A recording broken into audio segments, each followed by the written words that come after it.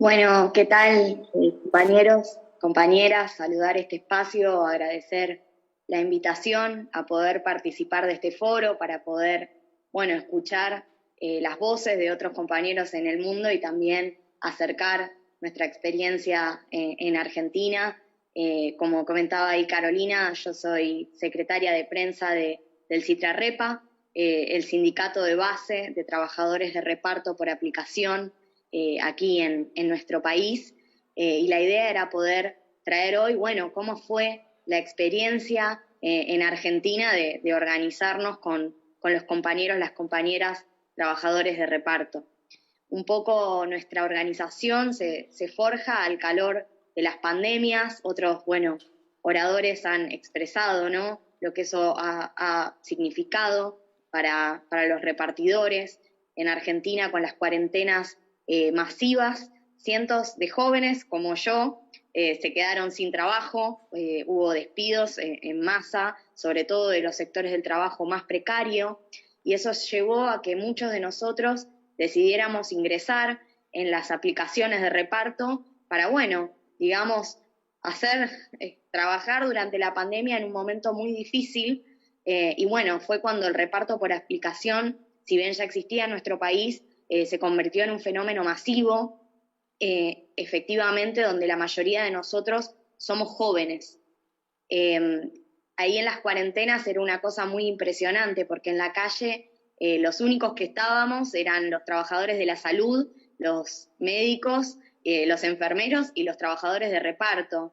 Se daba una cosa muy impresionante, que era que nosotros salíamos con las bicicletas y la gente desde los balcones nos aplaudía, nos gritaba que éramos héroes, porque bueno, éramos los que garantizábamos que a las casas lleguen los medicamentos, lleguen las compras del supermercado en un momento donde había mucha incertidumbre respecto al virus, al contagio, y la mayoría de la población estaba en cuarentena. Pero ahí había una contradicción profunda, ¿no?, que nos sucedía a los trabajadores. Era esta cuestión de ser esenciales, teníamos un permiso, todo el mundo nos dejaba circular libremente, pero hiper precarios, no teníamos ningún acceso a ningún derecho laboral. Sobre todo eran noticia todos los días los accidentes fatales de compañeros y compañeras en las calles. Bueno, ya se ha comentado, ¿no? Una de las grandes luchas que había era porque, por ejemplo, como mínimo la empresa se hiciera cargo de los servicios de sepelio de compañeros atropellados en pandemia. Entonces, de esa contradicción empezó a surgir mucha bronca por abajo entre los compañeros, entre las compañeras, y la necesidad cada vez más de organizarnos. Bueno, 2020 fue un año de mucha lucha, fuimos el movimiento más dinámico en la calle por lejos. Bueno, estaban las caravanas de trabajadores, los bloqueos a los locales, los scratches a las oficinas. Los repartidores en este sentido tocamos muchísimas puertas, tocamos las puertas de las oficinas, de las empresas de reparto. Bueno, en este caso Argentina está Pedido Ya, Rappi, empresas que decimos que son empresas fantasmas, porque no existe una sola persona física a la cual uno pueda elevarle un reclamo si tiene un problema.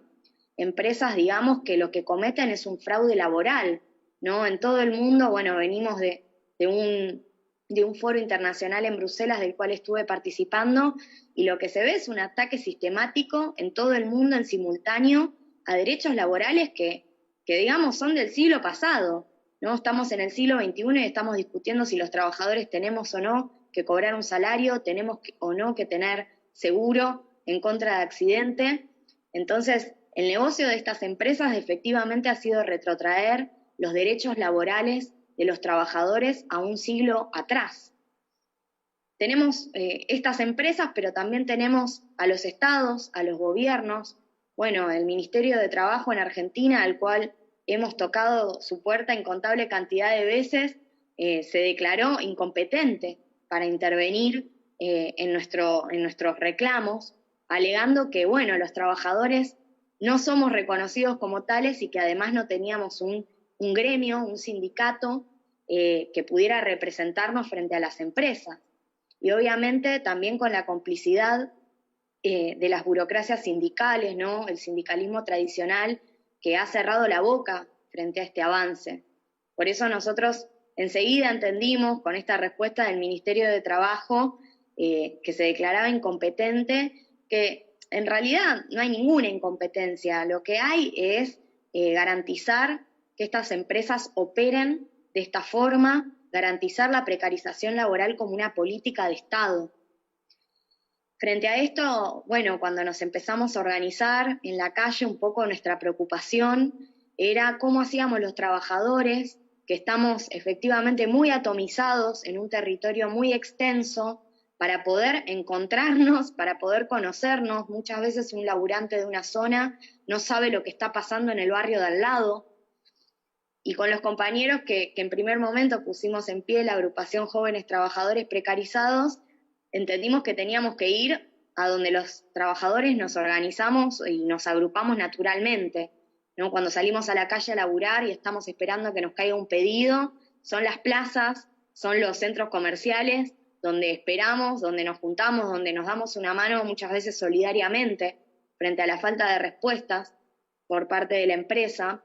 Y fue ahí donde empezamos a poner en pie, hace más de 1 año y medio, las paradas solidarias, que hoy por hoy son la principal institución de nuestro sindicato de base, que son paradas donde nos juntamos con los compañeros y compañeras y garantizamos muchas veces aquello que la empresa debería garantizar.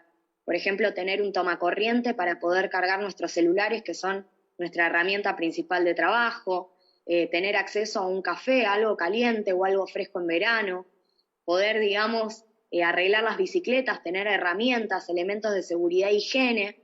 Y así fue como nos empezamos a organizar con estas paradas solidarias, donde también entendemos que son espacios para que los trabajadores discutamos cómo organizarnos y por qué, ¿no? Porque estas empresas gastan millones y millones, ¿no?, en publicidad, en campañas, para decirnos que nosotros no seríamos trabajadores, sino que seríamos colaboradores. Que yo, que intento sobrevivir hasta fin de mes, tendría los mismos derechos que el dueño de Rappi, que factura millones y millones de dólares por año.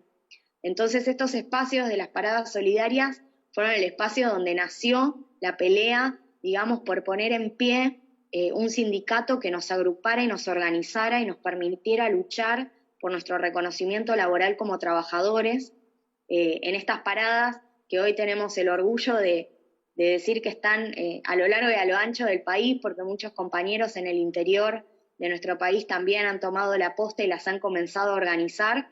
Bueno, empezamos una gran campaña de afiliación para construir un sindicato en la calle, desde las bases, participativo, antiburocrático, que nos permitiera, digamos, salir a movilizar y pelear por nuestros derechos. Y en esa pelea, bueno, hemos movilizado ya 3 veces al Ministerio de Trabajo para pelear por el reconocimiento de nuestro sindicato, del Citrarrepa, donde en la última movilización hemos sido más de 150 compañeros y compañeras trabajadores de reparto por aplicación que exigen el derecho básico a organizarse, porque lo que hay que decir también es que está muy atada en Argentina nuestra pelea por el reconocimiento de nuestro sindicato y la pelea por el reconocimiento laboral.